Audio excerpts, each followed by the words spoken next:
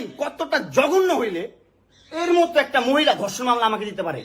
50 বছরের একটা মহিলা আমাকে ধর্ষণ মামলা দিচ্ছে, তাকে কিভাবে ধর্ষণ হয়? তোকে কিভাবে ধর্ষণ হয়? সেটা তুই কোর্টে যে প্রমাণ করিস।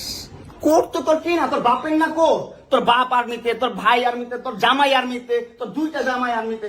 তোর তো আইন কি না? আর আমরা তো গরিব মানুষ, আমাদের তো সময় নাই, আমাদের তো এই সমাজে কোনো ছাই নাই। আমরা তো সমাজের ময়লা আবর্জনা, আমরা এই সমাজে। আর তোরা হচ্ছিস সমাজের অনেক উচ্চমানের মানুষ, অনেক ক্ষমতাবান মানুষ, এই জন্যই নাকে দড়িটা ঘুরাইতেছিস আমাকে, তুই বুঝছিস? হ্যাঁ, বিএমডব্লিউ নিয়ে যোগ্যতায় চালাই, তোর টাকা দিয়ে চালাই না, নিজের যোগ্যতা চালাই, কামাই করে চালাই। হ্যাঁ, বড়লোক হইতে পারবো না? কোথাও লেখা আছে গরিবরা বিএমডব্লিউ চাইতে পারবে না, গরিবরা বড়লোক হতে পারবে না? কোথাও লেখা আছে? হ্যাঁ, কোথাও লেখা আছে?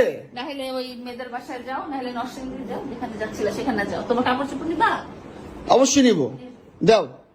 ব্যক্তি বর্জি মহিলা, সর এখান থেকে, স্টুপিডের বাচ্চা, জানোয়ারের বাচ্চা।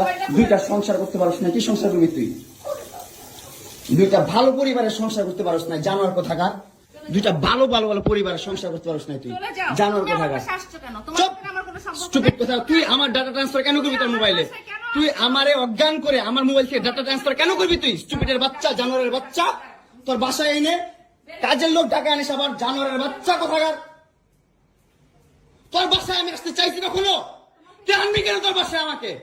তুই আমার মোবাইল থেকে আমার ডাটা ট্রান্সফার কেন করবি তুই, জানোয়ারের বাচ্চা? আমি আমার ফ্রেন্ডের সাথে ঘুরতেই পারি, আমার স্বাভাবিক। তুই ওই ভিডিও ফটো কেন তুই তোর সাংবাদিক বন্ধুদেরকে দিবি? স্টুপিডের বাচ্চা।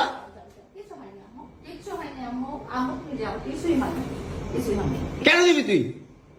কেন করবি আমার সাথে খেলাবেলা?